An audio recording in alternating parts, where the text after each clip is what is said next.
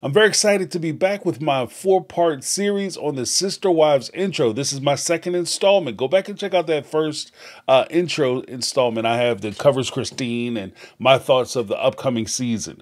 But in this installment, guys, we have Janelle sitting on a bar stool taking straight shots to the head.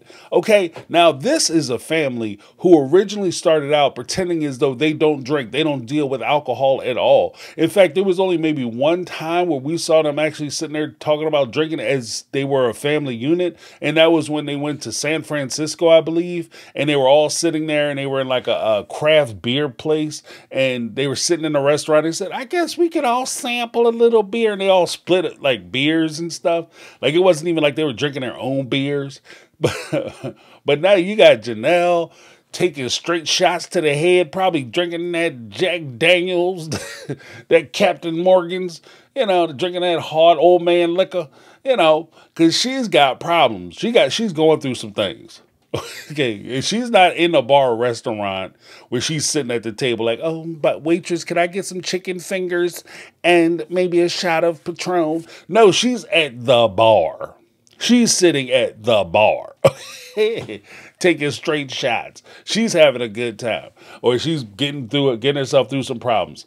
Either way, it's a different Janelle that we're not used to. And there's a subtle change in that should be noted. And we'll probably talk about in a moment when we address the Janelle and Kody portion of the trailer. Now, when it comes to it, her and Christine are sitting there having a conversation. And like the intro, one of the big bombs that gets dropped during this teaser is Janelle's promise to get an attorney.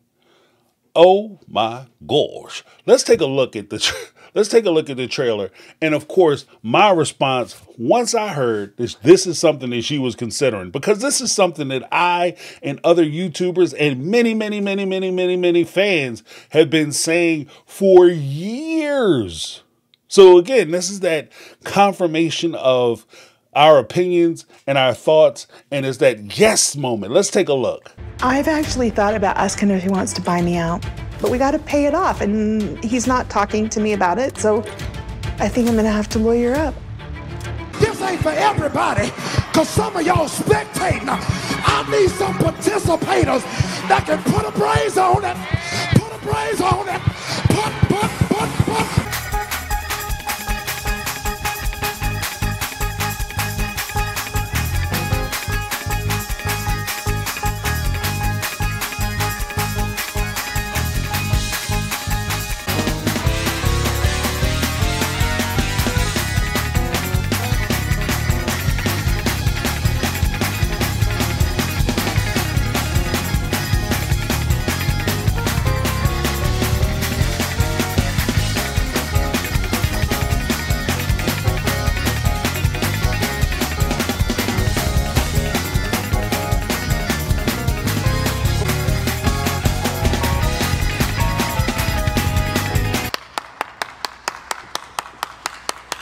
Had me going to church, son, going to church. That's how I felt. I was in church. I might have been a Catholic growing up, but I have Baptist roots, Jack. And I was feeling the spirit. When she said that, I was like, hallelujah, happy glory, something like a ding dong, boy. I was in it. But there's a point that we have to recognize that because Kody is holding this property, he's holding this property over Janelle's head. And this is one of the levers that he can use to control her. Because even though she was making a good portion, if not the lion's share of the money and contributing to the family, he's always been in a situation where he was controlling the purse strings. He decided what the money was going to be spent on, where it was going to go, how it was going to be used, etc., etc., etc. Now, she finds herself in a situation where she doesn't have anything to show for it, except for the possibility of Kody pass. Now, of course, we're going to have people, this season is about 2 years behind, and we now know that Janelle is in a situation where she owns a good portion of Kody Pass because she paid it off, as well as she owns 150 some odd acres down close to 160 acres. 160 acres. I mean, by goodness.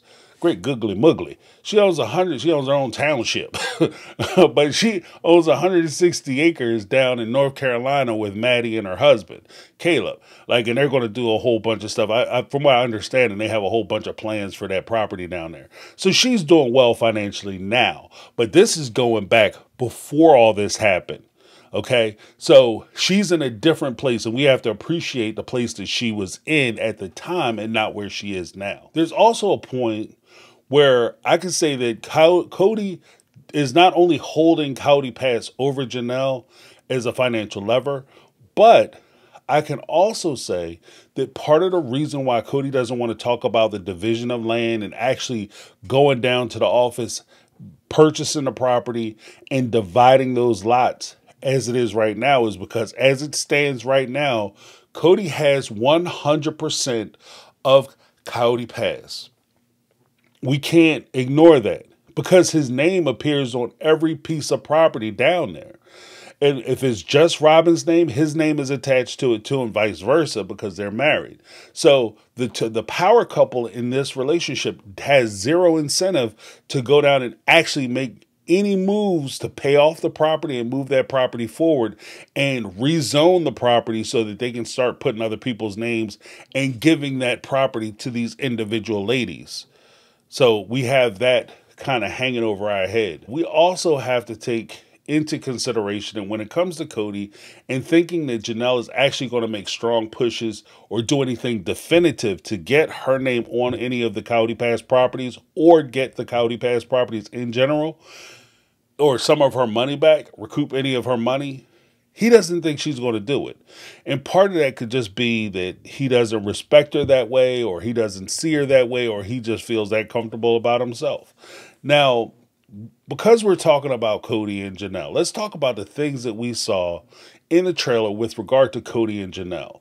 One of the big things was Kody coming to Janelle, hat in hand, and say, I keep thinking about you and how you and I could make this work, essentially is what he's saying. I'm thinking about how we can make this work. This doesn't have to be over. We can continue doing what we've been doing. And that's the big problem. He wants to continue doing what he's been doing because he was winning doing what he was doing. He was getting what he needed doing what he was doing. The problem that he has is that Janelle wasn't getting what she needed out of the situation. She wasn't benefiting from the situation. So, of course, for him, the situation was ideal. I don't understand what the problem is. You just have to stop asking questions, do what I tell you to do, hand me your money, and then obey me when I tell you to do things. I don't understand what the issue is. That's what he's telling Janelle the whole time. And Janelle, of course, is saying, look, I want to be an independent woman. This is how I see myself. This is how I envision myself. I see myself as a powerful, independent woman, and therefore I don't want to necessarily be subservient to a person. I want a partner, not a boss. And Kody doesn't understand why she just can't fall in the line. Why can't you benefit me? I don't understand what the problem is. So you have that weird dynamic. And there's also the point where Kody has been taking Janelle for granted this entire time. And when you take someone for granted, you never think they will ever leave. And that's the big problem that he has with Janelle. He's been taking her for granted for so long that he thinks he can treat her any way he wants. And she's not going to go anywhere. I don't call her back. She's not going anywhere. I don't go over to a house. She's not going anywhere. I tell her that she's got to do what I want her to do and screw her kids. She's not going anywhere. And that's just the mindset that he came in with. And because he has had that mindset for so many years, it doesn't even dawn on him that these women could leave. And I'm going to do a separate video about the second teaser, which specifically addresses that issue. So keep an eye out for that. There's another part where Kody needs Janelle around for Robin, because Robin wants to be part of the big family, not because she loves huge families, or at least this is my perspective. Sorry, boo-boo. This is how you come off on the show. Okay, this isn't who I am for real. It doesn't matter. This is how you come off on the show. This is the character you play on Sister Wives. Sorry. In the character you play on Sister Wives, Robin, you come off as a person who doesn't really care about the family and keeping the family together. You just care about having people under you. There's no point in being the best wife if you're the only wife. You want to have people who you can look down upon. There's no point in you winning if you can't gloat over the losers. And and the sad part is that also speaks to a sense of insecurity that she may have, because it's not enough that she's a good wife. She has to surround herself with people that she deems to be bad wives so that she can be the best wife. It's not good enough. She's that person who can't buy a house or have a car without everybody in the neighborhood knowing where she lives or what she's driving. It's not good enough for her to be the only person who knows she has it. You have this man, you have this family. If your family is going well, you don't need a whole bunch of women around. And, well, somebody's going, oh, that's their religion. I mean, that could be possible too.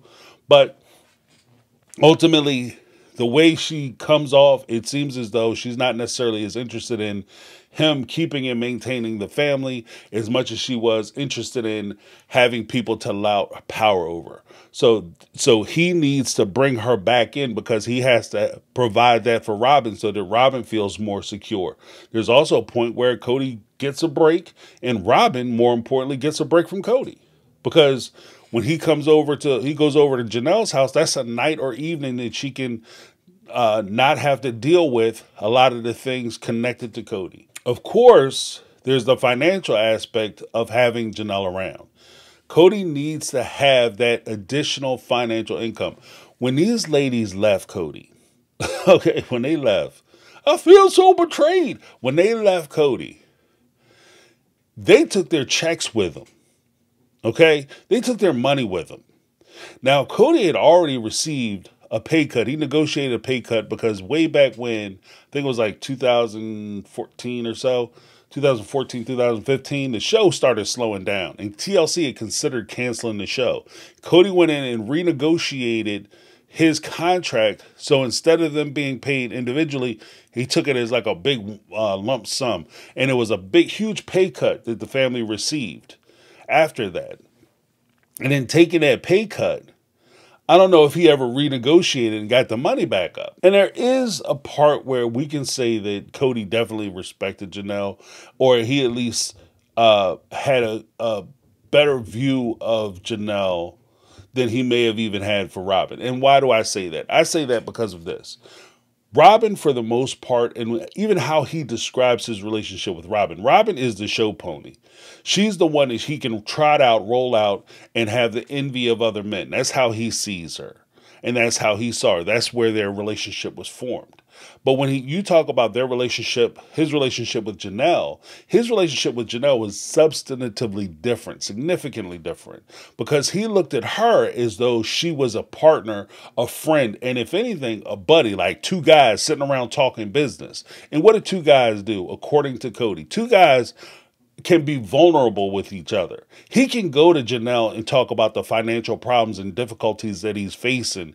And Janelle will sit, listen to him, and help him try to solve those problems. If he tells Robin those same issues, those same problems, Robin's, who came into the relationship with Kody as the provider, that's his role, is going to look at him as less than, because he shouldn't be having these financial problems. You're supposed to take care of me and my kids. And it sounds like you're having trouble doing that. That's a problem. So it's a difference in approach in how they deal with each other. And even as I think about it, when you talk about a transactional relationship, only the participants who have something to give in that transactional relationship are the ones who are respected. If you don't have anything to give, your pockets are flat, you can't pay your way in, you can't pay the fare to get on this ride, then nobody respects you. If you're on the ride because Kody brings you and he allows you to be there because he's paying for your house, he's paying for your kids, he's paying for everything that you got, he doesn't respect you. because he sees himself as the provider. And that's some of the comments that I hear when he does the tell-alls and he starts talking about resources and how much he gives and how much these women owe him, et cetera, et cetera, et cetera. This is why he thinks he's the boss. So Robin has never been in a situation where she contributed to the family financially. Janelle has been in that situation the entire length of their marriage. Now, of course, we start talking about like the idea of Janelle going down, getting legal representation, and why Janelle is uniquely scary for Kody when she starts talking about going down to get financial or legal representation, or even financial representation, hiring an accountant or a forensic accountant to go start tearing them books apart. Because if you get an attorney, that's the first thing an attorney very well may do, is say, okay, well, I got to see where we are, what we're talking about. I need to bring on Joe, accountant Adam, and he's going to come in and he's going to deep sec some of these books, get deep in these books and see what's going on. And Kody standing there with the chef hat on because he's been cooking the books for years. He might not want that. So Janelle's in a unique position. Now, why do I say that? Because each one of the wives have contributed to the family, and I'm not denying that. Each one of the wives has contributed financially to the family. I'm not denying that. But Janelle is different. Why is Janelle different? If we look at Mary, when Mary bought that house in Vegas, it was Mary and Kody's house. Okay? Now, you can make the argument that Mary was contributing financially to the family. She had a whole business, and she was able to do things, etc., etc., etc. That very well may be true, but where was the money coming from? When she received her paycheck and she put it into the Kody Entertainment LLC, and that money was flowing through there, and Kody was using some of that money to help support her household, which was fair because she had contributed to the fund. She should get something from it. He could look back on that and say, I was putting her in a position where she could acquire the property in Parowan, the bed and breakfast. I put her in a position where she has real property. She has something in her name. So he could make that argument. Now, how good that argument is, you know, maybe she has receipts, maybe she doesn't, I don't know. But on its face, right from the beginning, she has something out of the marriage. She has something not only out of the marriage and the union, but she has something out of her contribution to the Brown family. Because once they got divorced, it was a different situation for her. So then you have the idea of Christine. Now, Christine is also in a unique situation because Christine wasn't a major financial contributor. Christine wasn't in a situation where she would go to work every day, then come home and bring her check to Kody and deposit in a bank, and they would use that money. Instead, Christine contributed to the family in other ways. Now, and I'm not trying to diminish her contribution. I'm just saying financially, when it comes to ones and zeros, what was Christine's contribution? Okay, it was minimal at best. She would go out, she would work, but the things that she would work for would be to provide for her kids and wouldn't necessarily be to provide for the entire family as a whole. And she said that. This is what she said. This is what Janelle said. This is what Mary said. This is what Kody said, etc., etc. So this is what their storyline is, or what their side of the story is. So with that being said, should she be compensated for this? Morally, absolutely, she should be compensated. If she's sitting there taking care of the house, home, and children, she should have some kind of financial stake in what happens. And I think that that's the way it should go. Unfortunately, in most jurisdictions, the courts disagree with that position. If you decide that you want to stay home and you are not married, legally tied to your partner, and you decide you want to stay home, there isn't any real legal recourse you have because you made a choice. You made a decision. The court assumes that you knew what the consequences of your decisions would be if this person decides to leave you. The same way the court won't step in and tell you that you can't do it because it's your life. They assume that because it's your life, you're going to make the best decision for yourself. And you take on all risks and negative outcomes on yourself if this is what you decide to do. So she doesn't really have any legal recourse. And even if we talked about child support, that's kind of in the same bucket. She never applied for any child support. She went for years, never applied for child support. So it's kind of it's a moot issue, especially being as though the only minor child she has currently is Truly. So the whole legal threat there from Christine, I'm going to take you for child support. Okay, fine. And I'll pay child support for Truly. And then he's going to get some kind of custody put in place, probably try to do something that's going to make it uncomfortable for Christine or whatever the case may be. So, she has to balance that out as well. And plus, Christine might be in a situation now where she actually might make more than Kody. So she has to balance that out as well, because they don't just look at the man's income, and especially depending on what jurisdiction you're in, they don't just look at the man's money. They also look at her money too. And they don't say, well, he needs to kick in half or a quarter of his check. They look at what she's providing. And then they balance that out and they put it into the little equation thing. And that's where he gets his child support from. And he's only going to be required to pay child support on Truly. There's no back child support on grown-ass kids. Because she lived with him on points. She knew where he was and she decided not to go down. So there's that. Not to mention, he could also make the counter argument that he was financially taking care of her, because she even said that he was basically paying for the rent and the mortgage and stuff. And she made a big deal in season 3 where she sat and they were talking about how they were all living separate. And she said she never wrote out a bill before. She never had to write a bill before. This is the first time she wrote out a bill. So he was taking care of her financially. Well, Janelle probably was taking care of financially, but we'll get to that in a minute. And of course, there's the question, what about the money that she threw in from the show? Some of that money would have helped to provide for her too. So it's kind of hard. Like, you're benefiting from this thing as well. So even if you kicking in the money from the show, the family is writing checks to help pay for your rent, pay for your food, pay for your light bills, etc., etc. It's a little hard for you to say that, I didn't get anything. I got completely screwed because I was kicking in all this money and I didn't get anything back. Like, she did receive money in return. And here's the thing. Kind of like what I was saying about Mary, Christine's situation is completely unique because she was smart enough or had enough, lucky enough, or I will say, I credit it to her being intelligent or at least aware.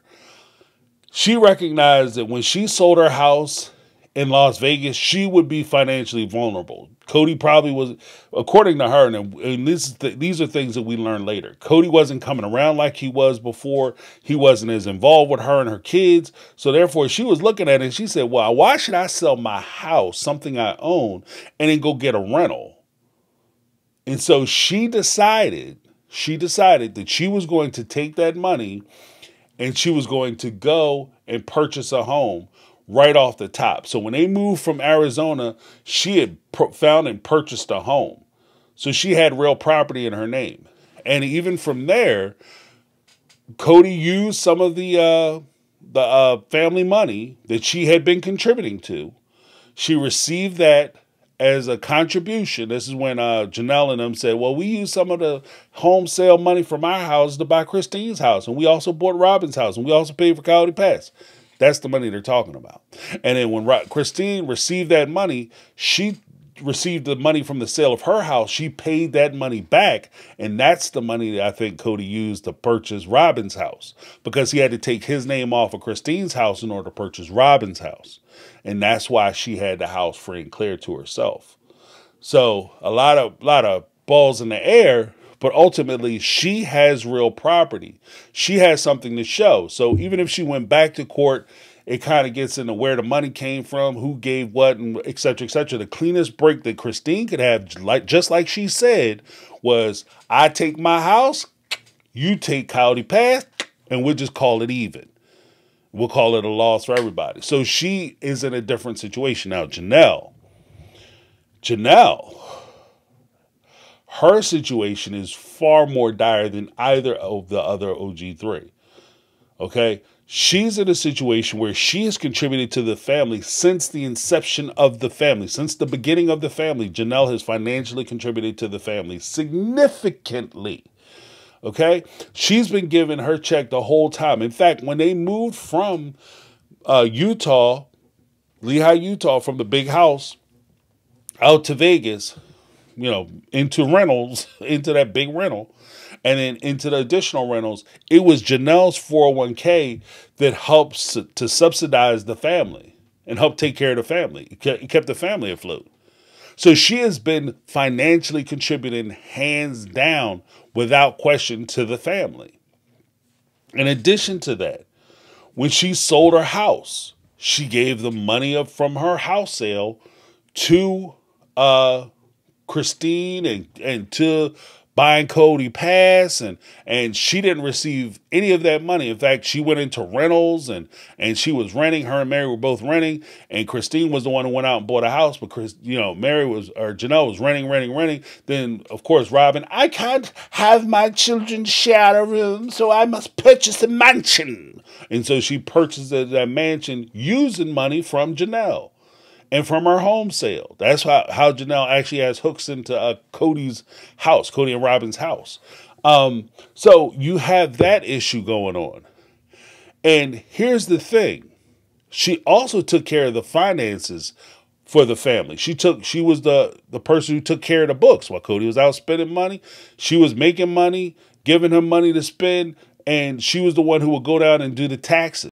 Talk to an accountant and say, look, this is what we spent, and these are some of the inconsistencies I noticed. And she can point to somebody who is a trained professional to start looking into those areas, and it could make Kody extremely vulnerable. After everything is said and done, with all the money that we've talked about, she's contributing since the inception of the family, all the way through to the 401k, all the way through to her home sales, all the way through to the additional contributions that she made.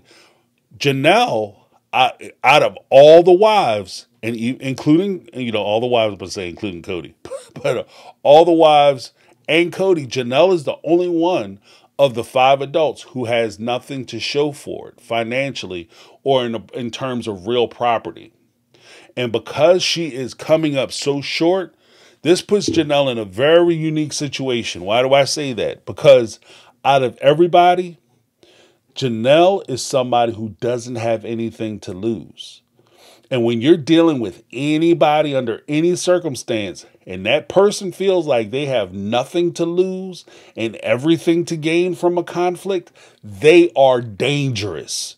That is when a person is the most dangerous. When they're looking at you and you're sitting and look, if you have a big, beautiful glass house, a big, gorgeous glass house, sitting on top of a hill, you overlooking the ocean. It's lovely. It's wonderful, right? When it comes to rock throwing, you have everything to lose. They bust your house up with 3-4 stones and a good arm. But you're sitting there with somebody who lives in a shoebox under a bridge. That person has nothing to lose. I even take it to as kind of an offshoot thing. I even take it this way. When it comes to affairs, what always cracks me up is that you have guys or ladies who will mess around or cheat on their spouses with somebody who's single or broke or whatever the case may be. You're willing to give up everything you have and mess around with somebody who has absolutely nothing to lose in this situation. There's no incentive for them to keep quiet about it. That's the one that's going to show up to your house and tell your wife that you don't love her no more.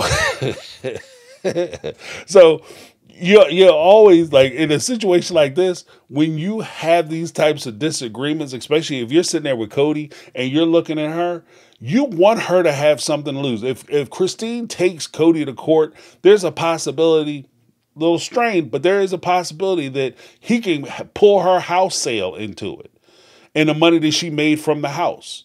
There's a possibility that, the house in Parawan that Mary had.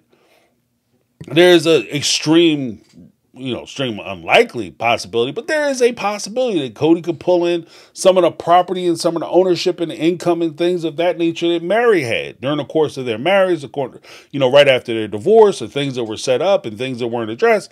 It's unlikely that it could happen, but she has something to lose. And the fact that it becomes a question in court, and people will say, no, James, it's not a question. Absolutely not. It always is a question, because you don't know what a judge is going to do.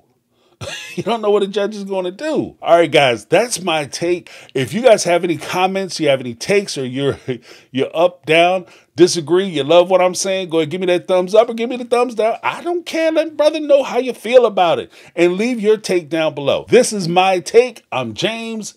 This has been My Take on Reality, and I'm out. 'Cause I've been living life right like I could just die.